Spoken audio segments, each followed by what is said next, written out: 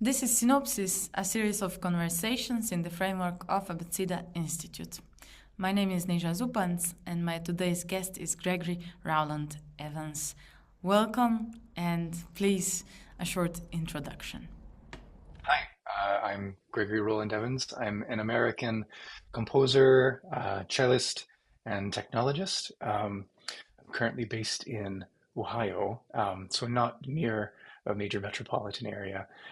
I've spent the last 10 years or so in education in the American Academy. And so now I'm in a new phase of my career,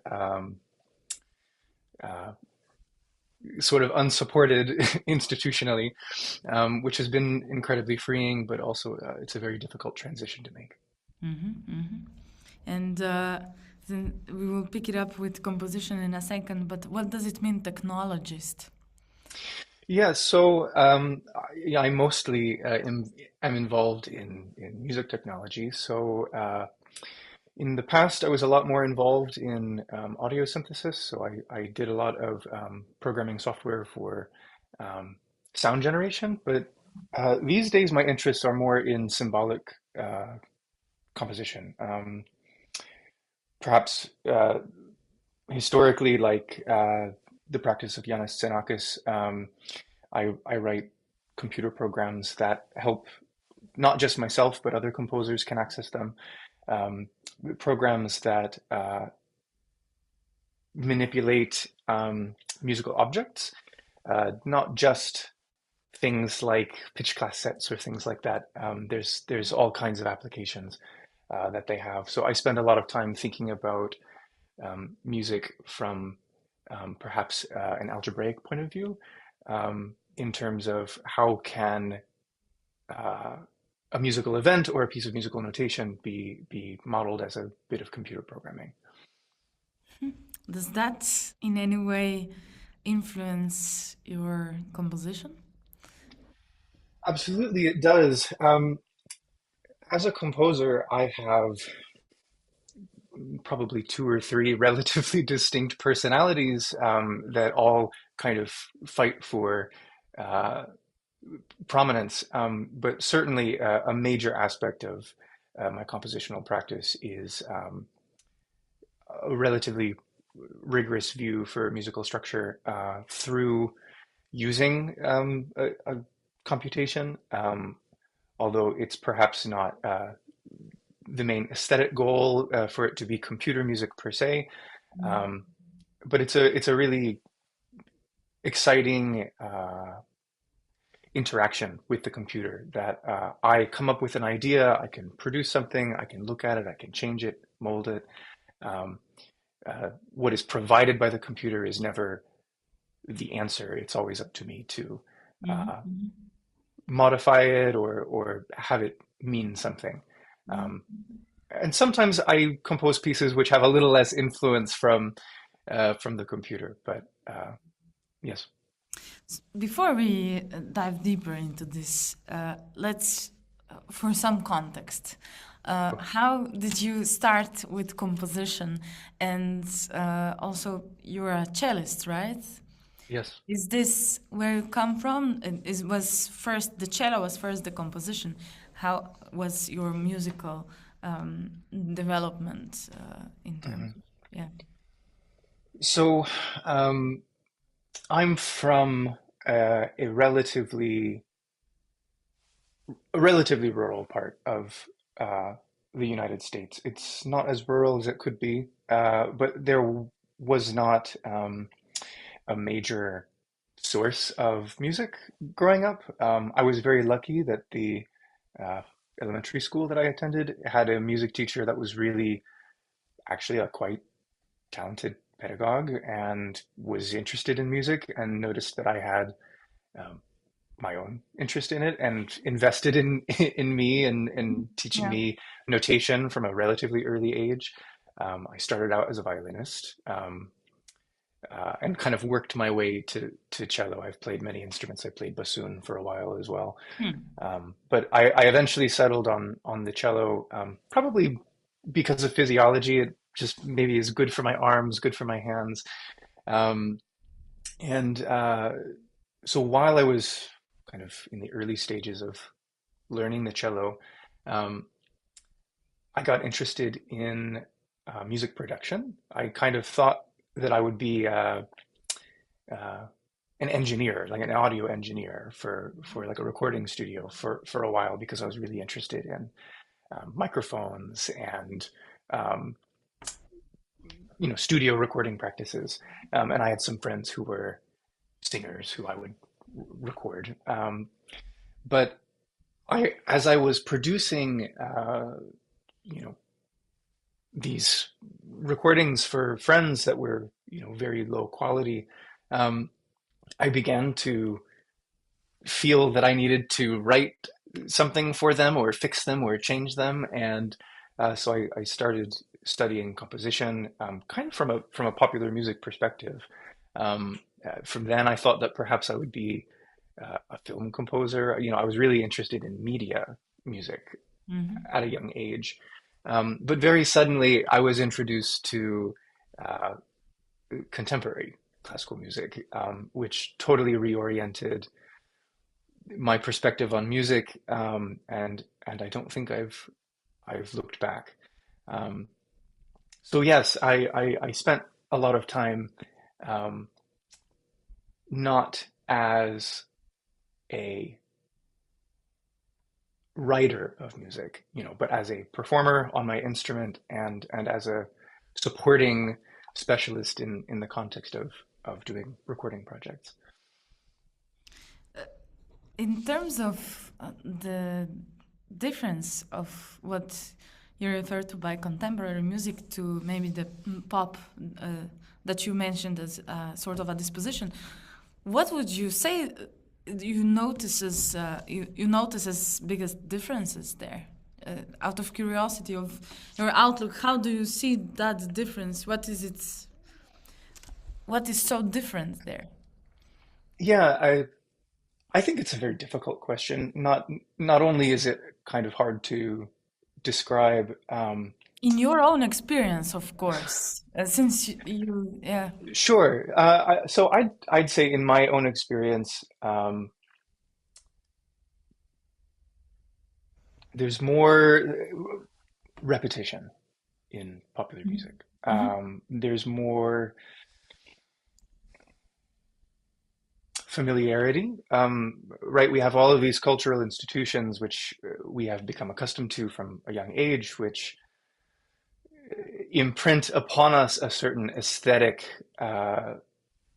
orientation. And so a lot of popular music is designed to um, call upon that cultural instinct. And in my experience, contemporary classical music, maybe I don't even call it classical music, maybe we call it contemporary music, a more broad term. There's less repetition. Very often it's designed to be aesthetically, perhaps one could say confrontational, that part of the purpose of this art is to expand our horizons for what we're considering beautiful or structurally coherent. Very often, composers of our era are pushing the boundaries for what the instruments themselves even represent or mean, how they're played, what kinds of sounds they're intended to make. And this view presented by contemporary music, that our world is subject to change and subject to our own um, wills as a community, that we're not necessarily stuck in the inherited past, um, to me is an incredibly encouraging proposition. It's the kind of future I'd like to live in.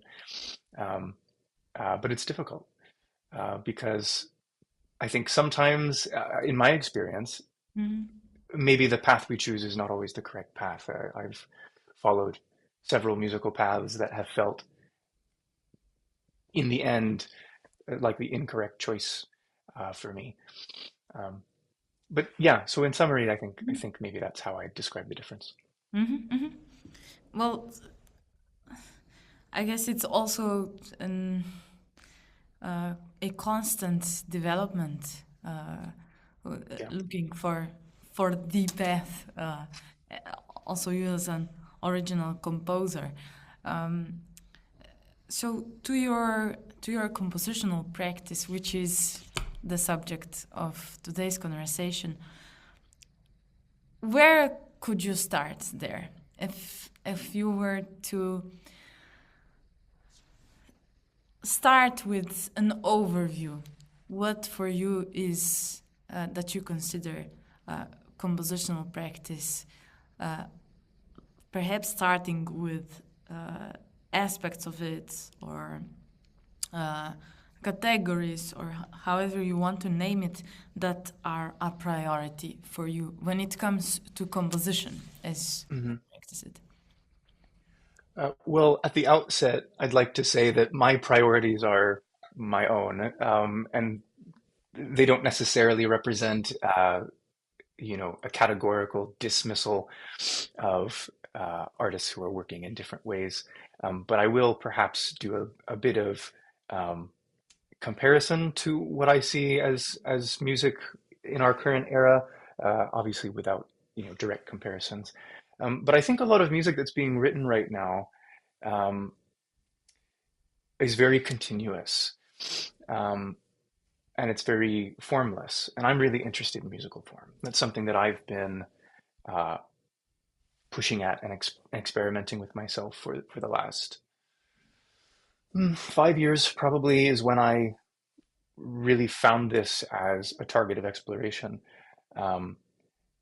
So I spend a lot of time thinking about musical materials, different musical ideas that can be juxtaposed with one another, can be played together, could be played side by side. There are many ways of combining these things. It doesn't necessarily need to be sequences of blocks of sound like Stravinsky. But I'm really interested in the psychological experience of change and of memory and of prediction. And these things are sort of only possible when you have the ability to recognize something. If all of the sounds are kind of the same timbre, it's difficult to experience this kind of phenomenon. Now, there's plenty of excellent music that is written in this kind of expanding, evolving, continuous way. So that's not to say that I think this music is bad or wrong or anything like that. But for me, there's something that I'm searching for. And because I don't find it very often, I find that it's something that it must be my responsibility to make it. And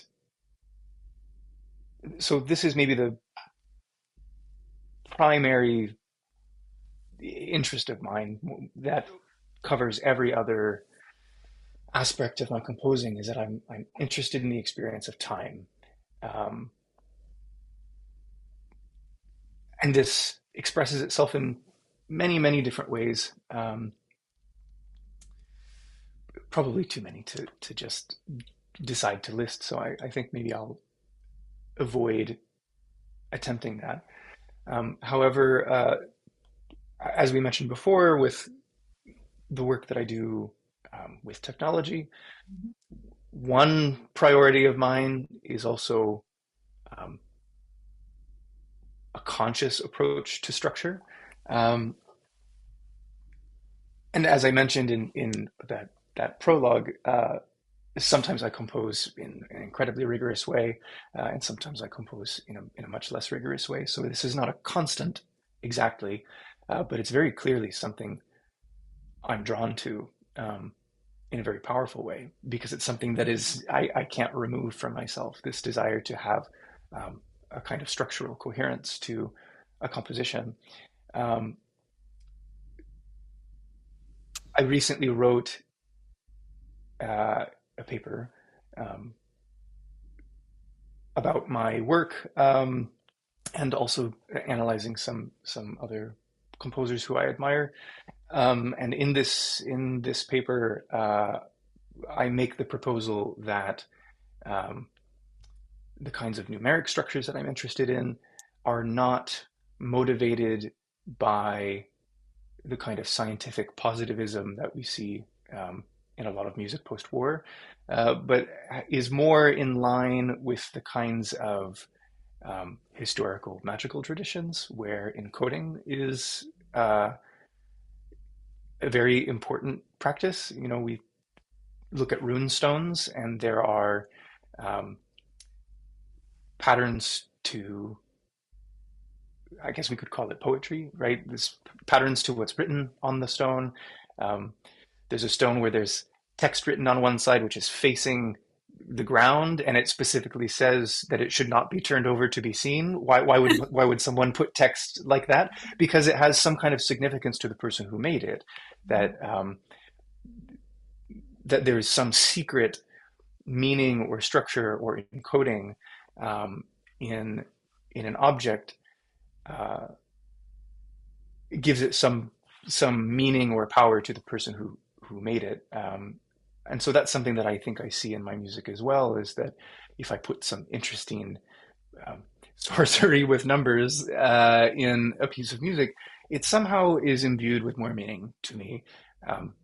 And it also is a bit like working a puzzle, that just because there's a structure doesn't make the piece good. And sometimes it can be really quite a challenge, like doing counterpoint, to get all the little elements to work together, not only in a way that is structured, but in a way that actually makes compelling music. So this is something that I really enjoy. So I have this part of my musical personality, which is about fragmentation, it's about structure, it's about time, it's about memory. But at the same time, I really like timbre.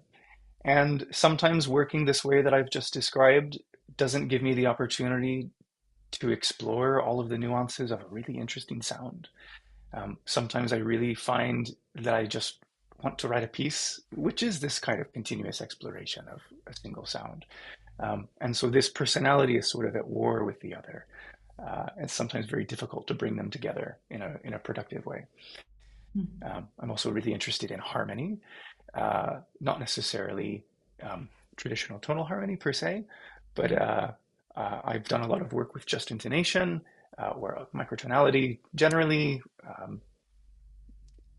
And sometimes it's hard to find the opportunity in a piece of music to really highlight a harmonic transformation, because it also seems to me to be the case that a lot of really exciting music that's being written today is not at all interested in harmony.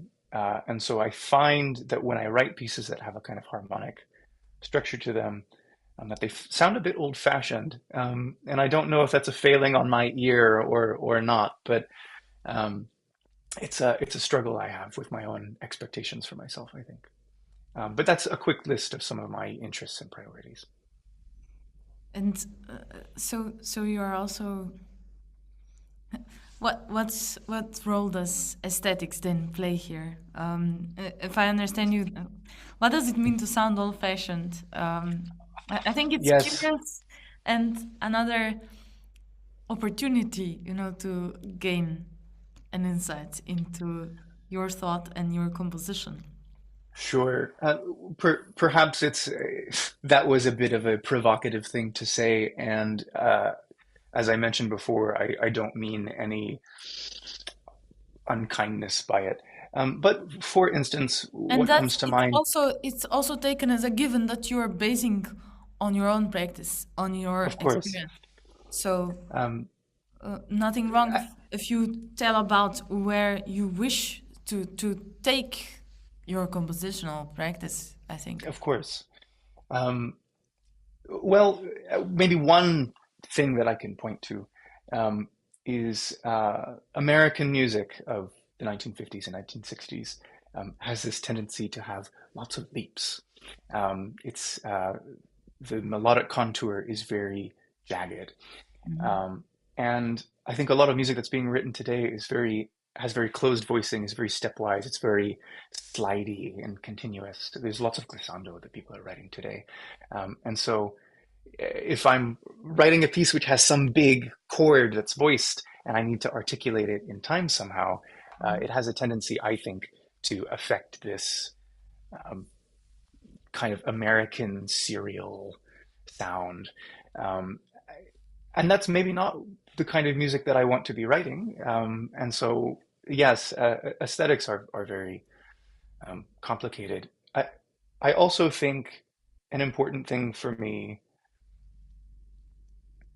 since we're already kind of tiptoeing towards these more contentious musical subjects, um, I'm really not interested in music as a commodity, and kinds of music which design themselves to be easily consumed and purchased and sold and to make money. These are things that I really find absolutely uninteresting. Um, and I think across the world, we're in an interesting and difficult political moment, which should call into question our aesthetic guidelines. That um, we are in such turbulent times. Is our art speaking? Is our art really um, communicating our beliefs about the world or society or our human physical capabilities? Um,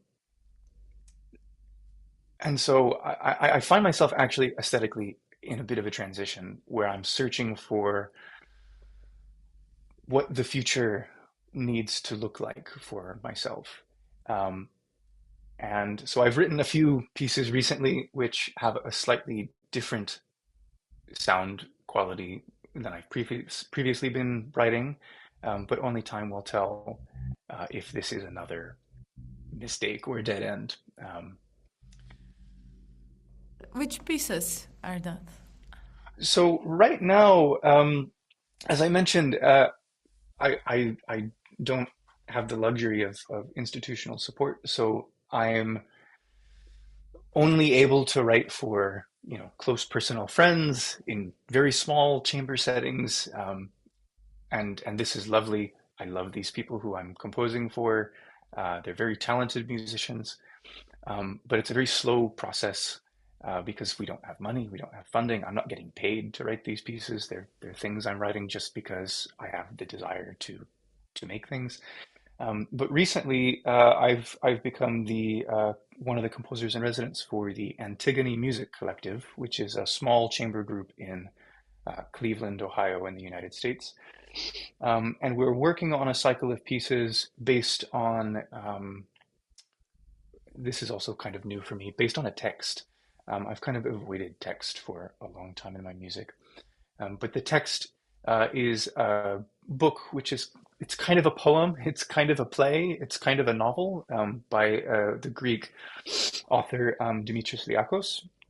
And he's been very kind to be interested in the project and has communicated with us about it.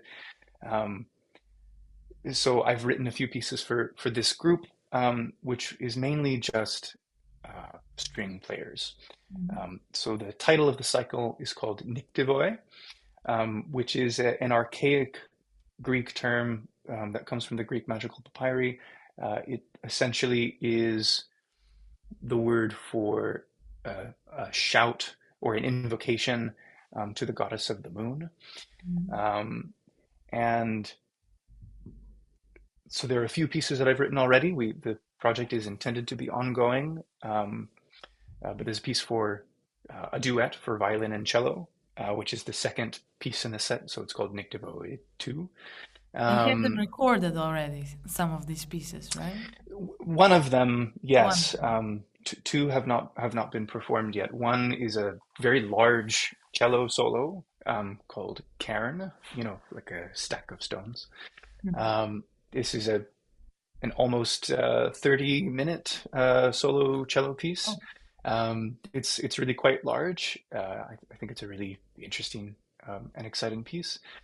But what these pieces have in common, to not just list all of the pieces that I'm working on, is they have a much, I think, more stark aesthetic. A lot of the music I've been writing in the past, I think, has been very intentionally beautiful. I'll use the word beautiful. Fragile timbres, fluttering technique, beautiful harmony. And for me, this is not, I think, the world I live in right now. And so I'd say that there's a much more saturated and rigid or stark aesthetic quality to some of the music that I'm writing right now. And that doesn't mean that I've abandoned the way that I think about music, the way that I think about composing, but I am making a very intentional step to provide what I feel like is a musical challenge to our time. And perhaps it's unsuccessful. we'll find out. So what's perhaps a good point to inquire into is what is the purpose? Well, since you are already addressing this, I feel now, what do you see as the purpose of your composition? It's something you already now basically were formulating. If you could just, if we can just now put it straight into this simple question, if I understand you correct, you're like making a message here. What do you want to achieve with this? Well, one of the things that I really like about music, why am I a musician and not a poet or a dancer or a photographer, right? Why is it that I've chosen music as the medium through which that I create and express myself? If we can temporarily ignore the fact that there are songs that can be sung with text, music is not a semantic art form, right? It's sound, it's physical. My experience with music is incredibly embodied. If I hear a sound, I feel it in my arms, I feel it in my throat.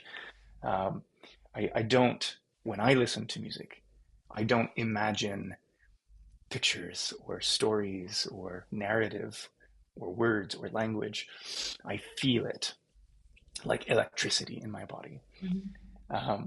And so this is why I mentioned before, I've avoided text for a while in my approach to music, because when you include text, it seems to have this overriding function that covers this really physical experience I have with music. When I hear music and it has words, I begin listening to the words and not to the music. And as I say, perhaps this is a failing in my experience, but I'm writing music for myself in a way, to get the kinds of experiences that I want to experience. Mm-hmm. So with that being said, I'm not sure that there can be a purpose to my music, because it is just a phenomenon. I think to suggest that there is some serious social or political power to what I do would be aggrandizing.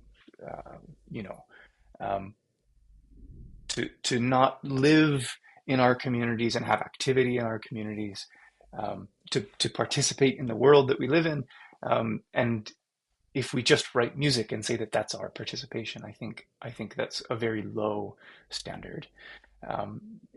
So in that sense, perhaps my music means nothing.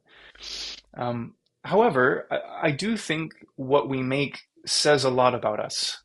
What we make communicates our priorities, our beliefs. I think there's a kind of art which looks to the past in a nostalgia which I think is poison. And I think there is a kind of art which is designed to valorize a part of human history which was exclusively about pain and exploitation. And I suspect you know exactly what I mean when I say this. And I think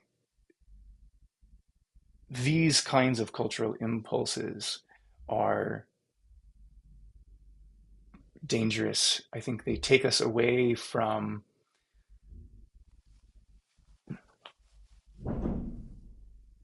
the real struggle that we have today to protect the people around us, to change the world for the better and not cling on to the past purely for the sake of it having come before.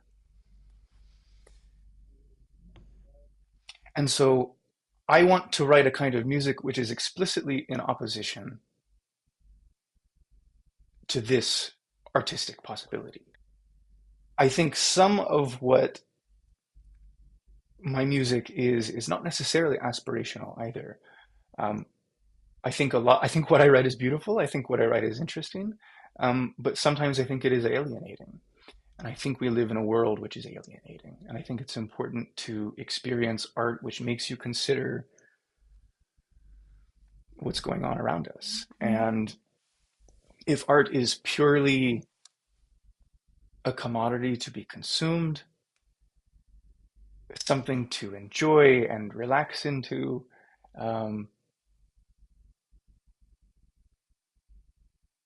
I think we miss the fact that art has incredible power for us to see our lives represented. Modernity is individualized and mechanized and abstract and lonely. And I think it's a valuable thing to do, maybe not always, but from time to time, to write music which is mechanized and lonely and abstract and isolated, because I'm not interested in lulling myself into a sense of security. Mm-hmm. This is a very direct conversation about this. Well, it sounds like it sounds very existential also for you as a composer, what you do, how you do it. And existential seems you put a lot of thought to what you want to not achieve, but what perhaps your compositional work means in the context of contemporaneity fully. What I thought of was the Greeks wrote tragedy,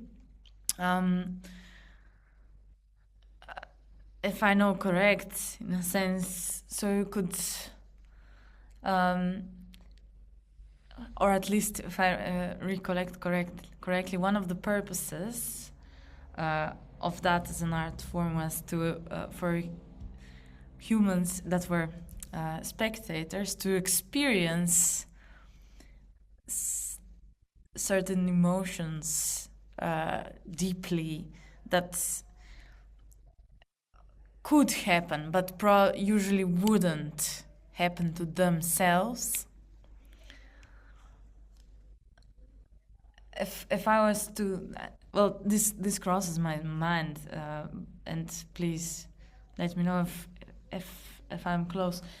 If I understand what you want to do with composition is to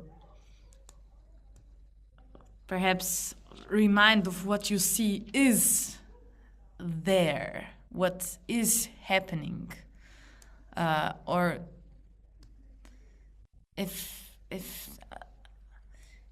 or what you see is there and is perhaps not observed usually or recognized? This perhaps respond in any case. If I'm wrong, respond so perhaps it becomes clearer what you're saying.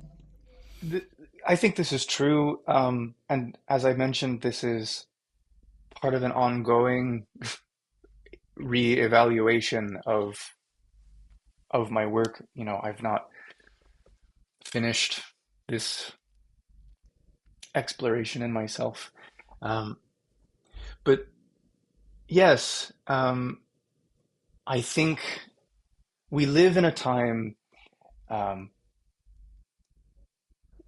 where much of what we consume, especially in the United States, the way our culture is going right now, where increasingly people are not making decisions about what they consume. We just get fed what our technology algorithmically puts in front of us. And what is algorithmically put in front of us is what is acceptable to donors or advertisers or billionaires who monopolistically own the companies which provide media to us. And I think it's important for there to be an art which is a kind of resistance to commodification and a resistance towards the constant flow of mindless pleasure.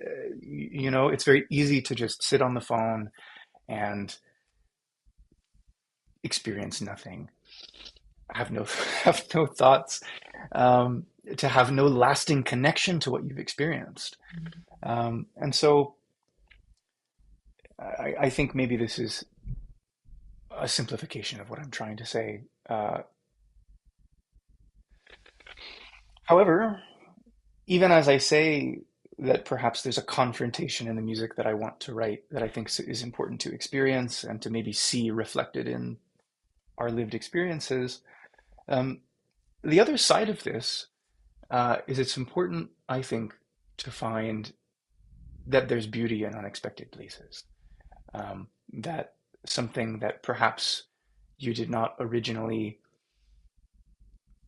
have an aesthetic orientation that would accept something as an important and beautiful object, actually in the right circumstance can be very profound and very moving, even if maybe at one point you thought it might have been something you would consider ugly. So these are kind of perhaps contradicting thoughts, that there's beauty in unexpected places, but we must confront the things that are scary and unusual, because the modernity is scary. So I don't know exactly how these things communicate with each other. As I said, I'm in the process of understanding this myself. So when you say confrontational, you have the listener in mind when you already stated this, if I remember correct, at the very beginning. Yeah. But to touch upon it again, you have the listener very much in mind, as well as the very experience that the listener will go through while attending to a performance of your composition. And confrontational means to confront, if I understand, also the more and perhaps especially the less desirable feelings. Or what would you say? What are we speaking of? That's what I mean. Exactly what you've said. However, I think it's important to acknowledge that I don't know what kind of experience will occur in the mind of a listener. I only know what I experience. We all have different backgrounds, we have different educations, we have different tastes. And so what we experience can be quite different. There are pieces of mine that I've written that I hear in a very specific way, and I'll communicate to a friend or someone in the audience who's heard the piece, and they will have not experienced what I experienced at all. And so I don't want to be naive and suggest that I somehow know what an audience member will hear or what they will feel, and then I'm going to make them feel that. That's not possible. However, I think of myself, I think of what I hear, I think of my own musical prejudices, and I want to put myself in this situation. Um, and hopefully others might eventually hear it the same as me. I think there are many people who've had the same kind of musical upbringing as me. When I was more active as a cellist, I went to a conservatory, a very traditional musical environment. So I have many musical practices built into me uh, that are part of a certain tradition. And sometimes I don't want to evoke that tradition, but there's always a struggle within me as a composer between my technique, what am I able to make, how do I write, how do I think instruments work, what do I imagine the violin to be as an object, and this desire musically to expand my horizons, to create music which is not backwards looking towards the past. Um, these things sometimes fight with each other. Composition, for me, is incredibly difficult.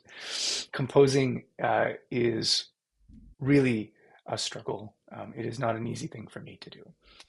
Um, I'm a very slow composer, and I always feel quite exhausted when I finish a piece. It takes a lot of effort. Um, so, the only person in the audience who I can predict is myself, and sometimes I predict that incorrectly. I'll expect that I will hear something a specific way, or that I'll like a certain harmonic change or a certain timbre, um, and it'll get played in the concert, and I'll think, why did I do that? It's terrible. What is this? I've wasted my time. Or sometimes it's the other way around, where there's some passage that I think is probably not going to be interesting, and it's incredibly successful and profound. So I don't think there's a way to predict these things. Um, but to return to what I mentioned before about encoding or magic or hidden, submerged meaning, um, the pieces that I make mean more to me if I make them in such a way that they have a relationship to the things that I think about during the period Yeah, that I compose. I understand. But also about the magic and esoterics you mentioned, right? Yes. If not here, then in your writings. Uh, it, it's also quite a part of the work that you do. Can you address that a little bit more, please? Yes. So to be clear, it's complicated because I have written, you know, something quite substantial, and to summarize it here may not um, give it Yeah, quite that's the the challenge. explanation. Yes. Um, so I don't think that if I write a piece that has a certain pattern of numbers in it, that I'm going to turn lead into gold, right? I don't have this belief in magic, but I think if we think about anthropology, um, that encoding, the act of making a puzzle to be taken apart and to be understood, um, is what magic is. I think when we, and perhaps this is not true for you, but if I have something, well, I can bring this up right now because I have it right here. I have this ring that I'm wearing, and it has a sator square on it. And that is perhaps a musical reference or a magical reference. These things live together. It's, a bit of a reference to Anton Webern, to atonality. So I experience some amount of pleasure of having an object with me that has some kind of representation to things I like, things that I'm interested in. And so to me, this is what doing magic is making things that have these relationships. And I find when I perform analysis on pieces that were not written by me, this is the kind of thing I tend to look for.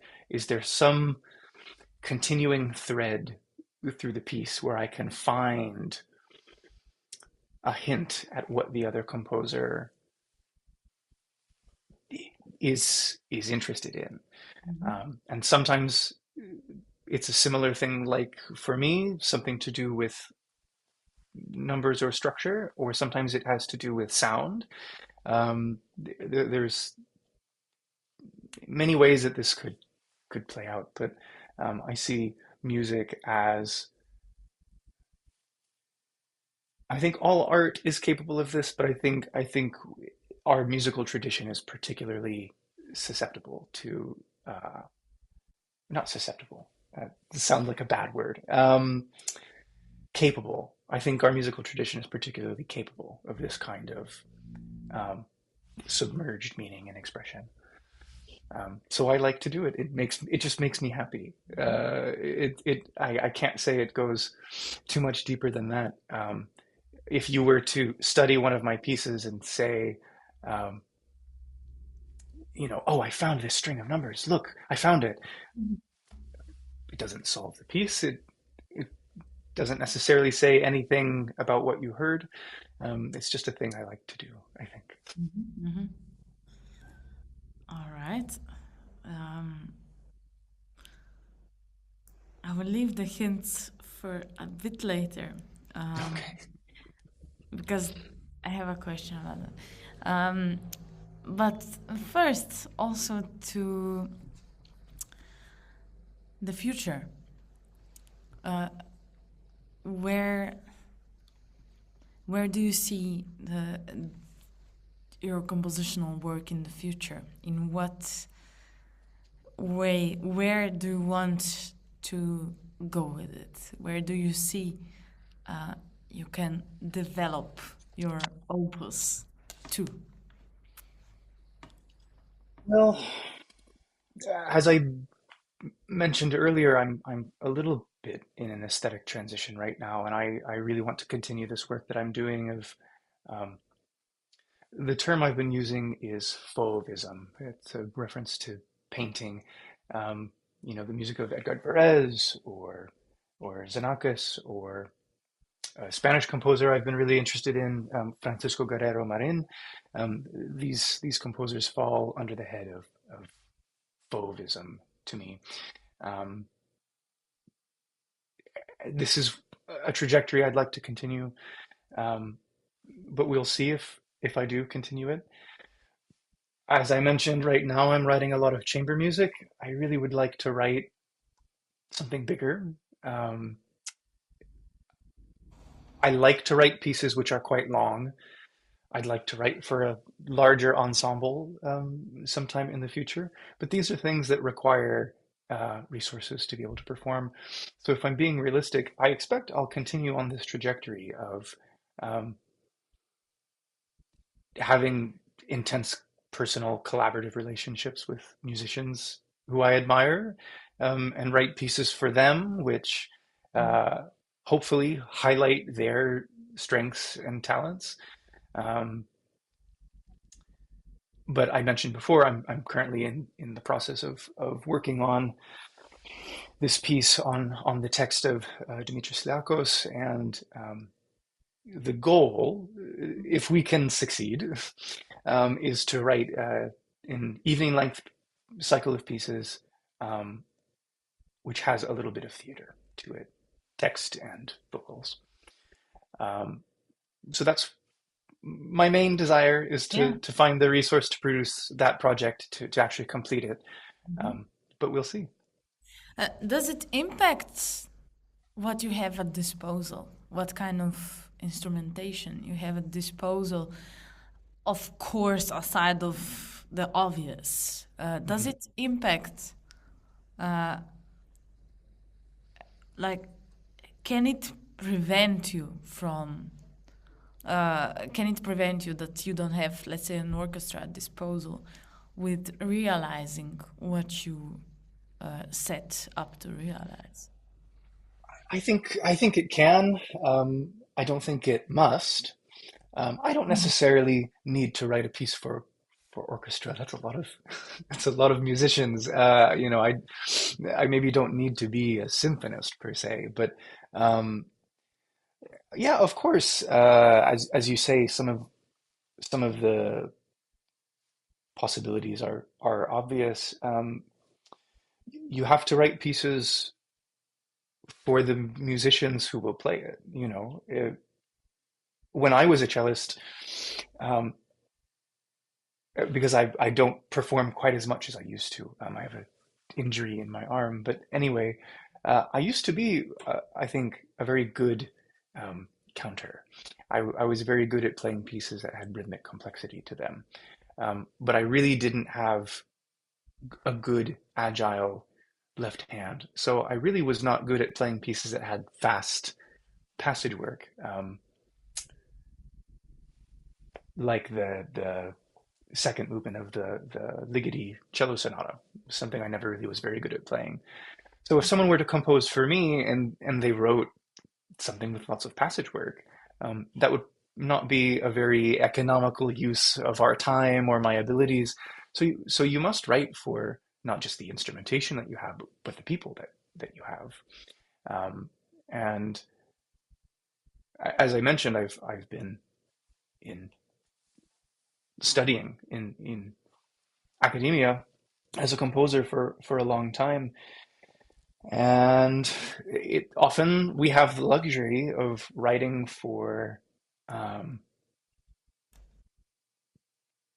monstrously talented performers when you're a student. Yes. And so I have a catalog of pieces that are, I think, very unlikely to be played again, because they were written for specific people who had specific talents. And so sometimes it can be challenging to not just write for the performing abilities of your musicians, but to write music that they want to play, I suppose. There's a musician that I was working with recently who doesn't like scores that have separate parameters on different staves. So I sometimes like to put, for string playing, like Tasto and Ponticello, I like to put a little graphic line that moves to show where the position of the bow is relative to the bridge. And in this particular instance, this musician said, "Can you just write text Ponticello, please? I don't want to read this line right now. This thing here is too hard to read on its own." And I said, "You know what? You're right. I was just putting this here because it's a habit. I wasn't considering the context of the piece or the context of you, or and so yeah, of course, the kind of music that we write is defined by our situation. Maybe that's enough. Yeah, it answers, certainly. Curious. Okay, so since I believe we are approaching the conclusion of the conversation, I would now like to proceed to first any two messages.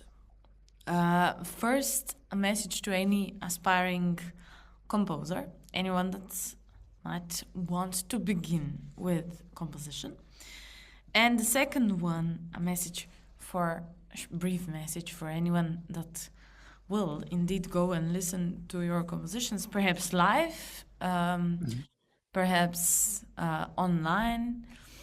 And perhaps what you will want to mention is any kind of hints for what one can listen in your compositions, since this is something that was thoroughly addressed, I think.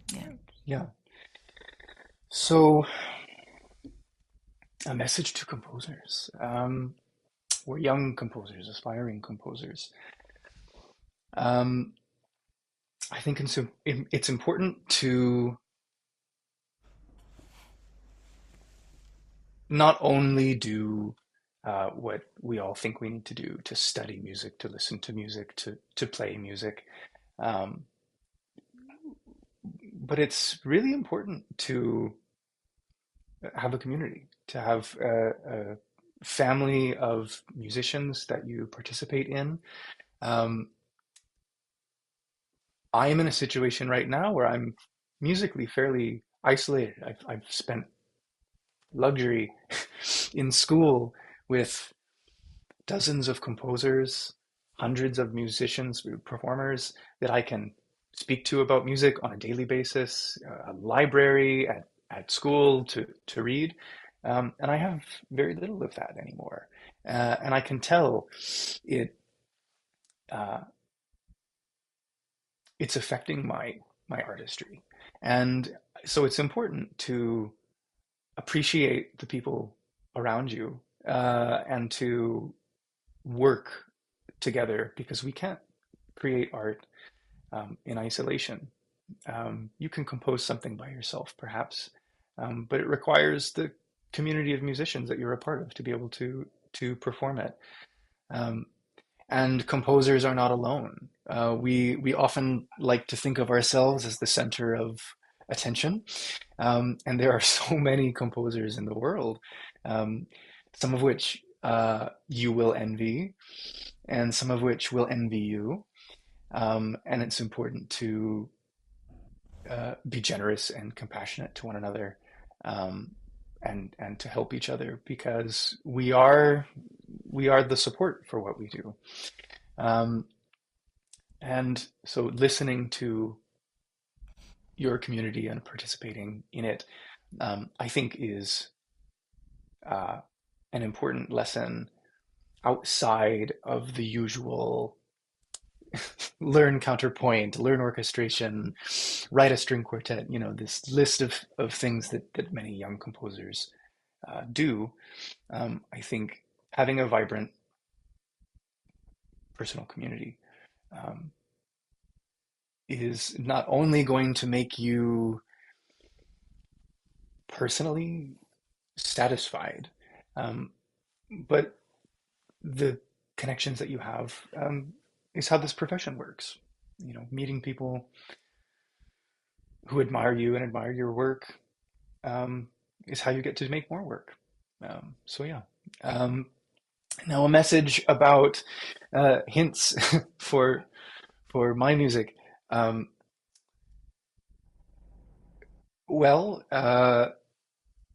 There's one thing to mention is I do sometimes use quotation. It's usually somewhat disguised. The purpose of it is not for you to hear a quotation.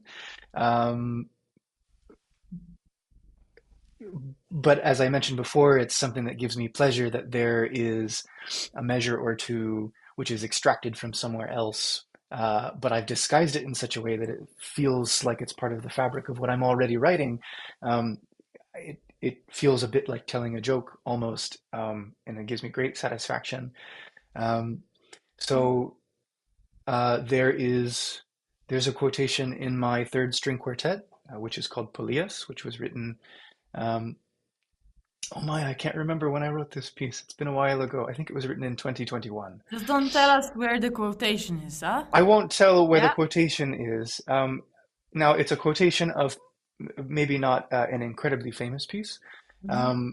It's a quotation of a piece by a mentor of mine. Are you sure? Are you sure you want to tell us whose quotation it is? I won't say who, but it is someone who's So a mentor connected to of me yours. personally. So yeah, it's actually really quite clear. If you know the quotation, it's very obvious and it stands out. But if you don't know it, it totally belongs in the context of the piece. There's also lots of little things that happen with numbers. So go look at durations of rhythms. You might see repeating patterns. Also, the things that I do with structure also relate to the large scale form of the piece. There's a certain kind of, we call it a combinatorial design.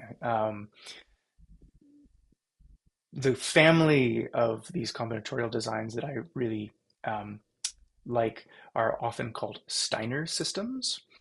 So perhaps you could go read about what a Steiner system is and see if perhaps there are structures that might occur in the large scale form of my pieces which relate to that. That might be a hint to see that there is a structure to the timeline of events. And those are maybe the hints I'll give. Yeah. Lovely. If someone finds something, everyone's invited to write it into the comments, since this will be published on YouTube. Gregory Rowland Evans, thank you very much. Yeah, thank you. I appreciate it.